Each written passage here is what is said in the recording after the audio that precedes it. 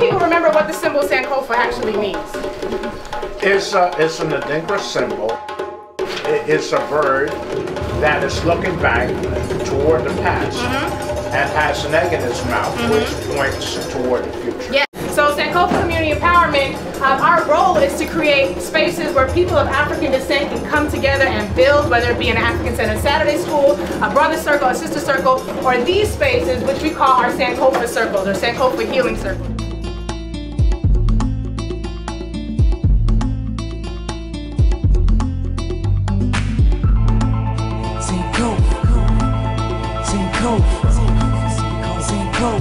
Tonight we're here for our Sankofa session. This is the first one of the year, and we're using Tom Burrell's book, Brainwashed, and to really facilitate our discussion. This book, Brainwashed, speaks to the most urgent issue in our community, which is the mindset. I mean, we've been brainwashed. We have an inferiority complex. I once heard someone say that the worst part about racism isn't how people see us, it's how we've learned to see ourselves, because you destruct from within. And I think one great thing about this book is it looks at so many different issues in our community, from health to relationships to violence, you name it. And one of the things that we love most about this book is it looks at the historical roots of the problem. You know, you can't solve the problem if you don't know the root of it. So we really look at these Sankofa circles as healing spaces that help us to tackle a number of issues that plague our community.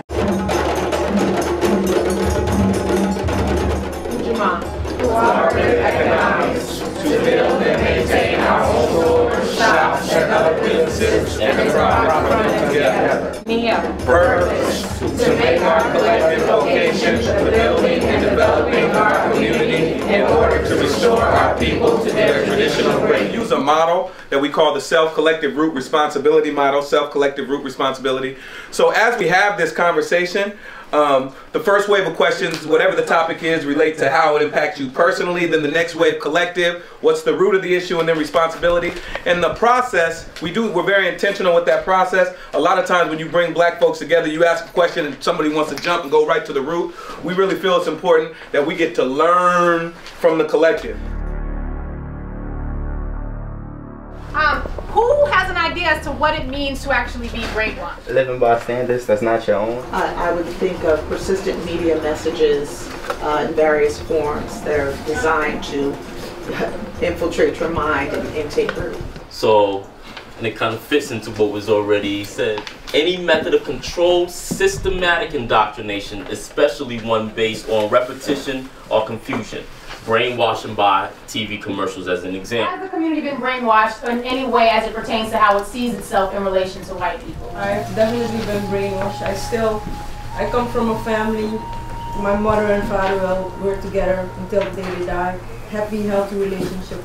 But still today, when I see a black woman with a child, I believe that it's a single mother. Images, they kind of controlling our self-esteem and consciousness. Like, with them always showing us negatively, it's creating like an inferiority complex in us. So I don't view this as entertainment no more. It's like kind of on my self-esteem or on my intelligence when they show me this garbage or nonsense. I too thought that I needed straight hair in order to be pretty. And I too thought that people with light skin eye or light eyes had a nice, whether they were pretty or not, I mean, they could have been, you know, hideous, but because they had light skin and light eyes, there was a default presumption that, oh, that skin has more value than my own skin. From a young age, you mentioned the doll test. Are any of us familiar with the doll test? So from a young age, we know kids from 3, 4, and 5 are able to assess value to people based on skin tone, hair texture, eye color. I remember I went to white schools. You know, I was the black kid bused to the white school to play football, and I remember every time they would bring slavery up for those 2 or 3 days, if that, I just remember all the white kids looking at me, and I remember shame. I remember wishing that they would hurry up. I wanted to get under the table, and when I think about it, it hurts, because why did I feel like that? Here, your people enslaved me and did some of the most horrific crimes known to humanity, but why was it that it was taught in a way that made me feel like something was wrong with me? Right. And you know, to me, I think a lot about that, especially being a teacher, just how the school system perpetuates that propaganda. In the book, Tom Burrell has this quote here, which kind of addresses this whole notion of a post-racial society, and says, "The illusion that anyone can succeed, what I call the paradox of progress, solidifies the myth of a post-racial society. It weakens the impulse to understand or help those at the bottom of America's melting pot. It fuels the perception that racism is dead, and suggests that those wallowing in poverty made conscious choices to live in that stratum."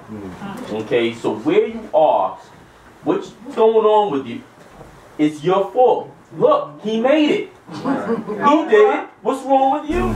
It's real, and it's blunt, and it's in your face. Every day when you go to work, it's in your face. So no, we're not in a post-racist society. Racism is still here, but it's hidden, or they doing it in different ways, or using new terms, or you know, but it's still there. They just got smarter or more deceptive with it. Some people would say though, some people would say though actually it's become more overt. I mean, if you guys have been following gun sales, for example, in rural white America has gone up. They just showed how there were something like 16 Walmarts that basically sold out of guns in a matter of days as soon as Obama got reelected. Trayvon, and on and on and on. To me, you don't have to look across the world. Driving to work, I work 3 blocks away from where I live. All I see is white people walking their dogs, walking to work, walking to the train, and then I see a bunch of brothers on the corner, hanging out, no job. Like, that lets me know our situation hasn't improved, and more of us can't even afford to live in this neighborhood anymore. I hardly ever see a dark-skinned woman portrayed as a mother.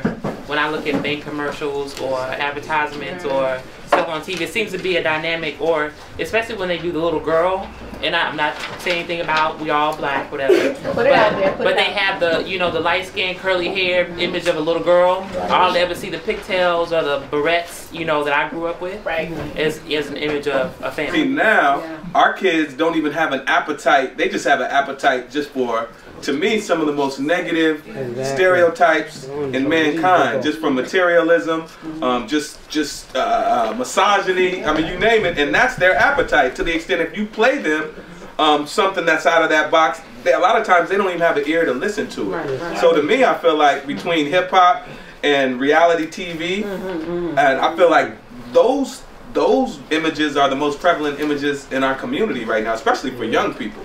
So and what I'll also say, just to piggyback on that real quick, it's very purposeful. You know, as I sit in these meetings, they use the very statistics that we just outlined to justify putting on Love and Hip Hop. Oh, people love families. That's a, you know, altruistic thing. They love families. Let's put on Love and Hip Hop, the dysfunctional family, and kind of making that excuse to say, you know, we're speaking to our audience. America sold blacks on their inferiority, and they bought it. Whites were told that they were superior, and they accepted their supremacy. The campaign has been so successful that black people themselves have become a party to its perpetuation, often taking the lead in promoting it.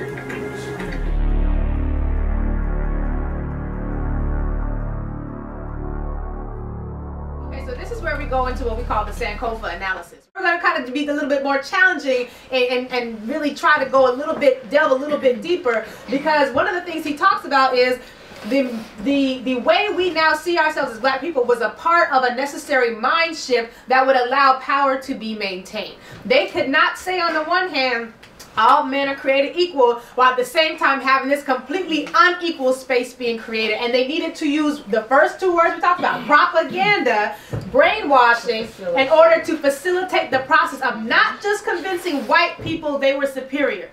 Couldn't just stop at white people, because you got a whole bunch of enslaved Africans on plantations who would have rebelled had they been allowed to maintain their sense of humanity. Okay, you also had to convince the slaves that that was their rightful place. And folks are subjugated over time. It is normal for people to develop an identification with the subjugator, and very often attitudes against themselves. We were the first capital. First people, we were the only people to be capital. All right? Assets. So we got to be kind of careful what we think of and conclude represents the root of the problem. I'm saying the root of the problem is we lack power. Is the inferiority complex still needed in America? Of course it is, because, you know, this culture profits and benefits off of the exploitation of people that look like us. We as individuals have to take responsibility for our internal condition. We live in a world that there are all types of controls and all types of challenges that we'll face on a daily basis, and we have to know when to tune out of tell-a-vision, because it's going to tell our vision what we see or what we do or what we think, and we have to learn how to tune out. I think we can learn from the past is, you know, sitting next to white people isn't our answer. Our answer needs to be learning how to love ourselves. And I think Dr. King's message has been pimped. Because they always show you 1963, I Have a Dream, but they don't show you 1967, Black is Beautiful, Dr. King, that says no Emancipation Proclamation will ever heal the psychological scars of self-hate. So I just feel like we have to change even our definition and perception of race. Power is power. How you use power, you can use it to build, you can use it to destroy. It's based off of the usage of it. If you have the mindset to be destructive, then that's what you're going to do. And that's what we see here. The mindset that's been put into us and the mindset that we have embraced and reinforced has been a destructive mind, a mindset that's been counterproductive to where we need to be as a surviving, thriving community, nation, so forth, so on, however far you want to take it.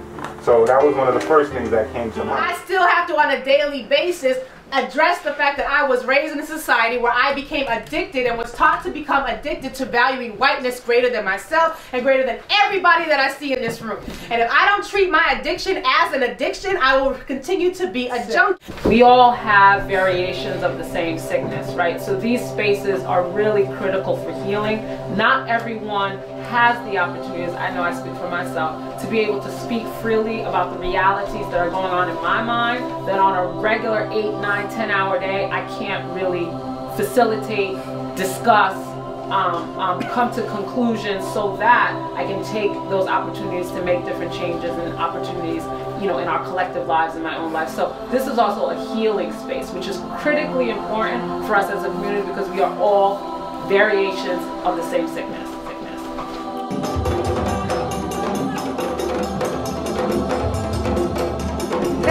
Now, more than ever, all the brothers and sisters, must come together. All the brothers and sisters everywhere, must feel that the time is in the air. Common blood flows, through common veins, and common eyes, all see the same.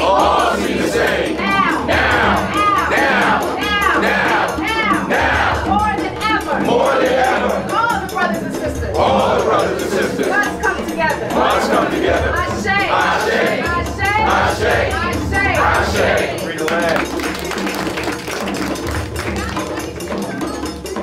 I came to Sankofa tonight. I saw the advertisement of the book Brainwashed. I had heard about Brainwashed somewhat, and I'm very interested in it. And I wanted to hear what it was about.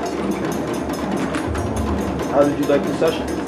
I think the session was wonderful, very informative, and I think it's something that's very, very well needed in our community. I think that we need, you know, a lot more people involved, and I love this group, and I think that there should be many other groups like this all across us, Brooklyn, New York, all over. The session touched on a lot of issues in the Black community, mainly self-knowledge. You know, we can't do nothing without that. Can't organize nothing with a bunch of zombies. So before we can do anything, we gotta get that knowledge ourselves. And that's what I'm here for today. That's what I'm seeking.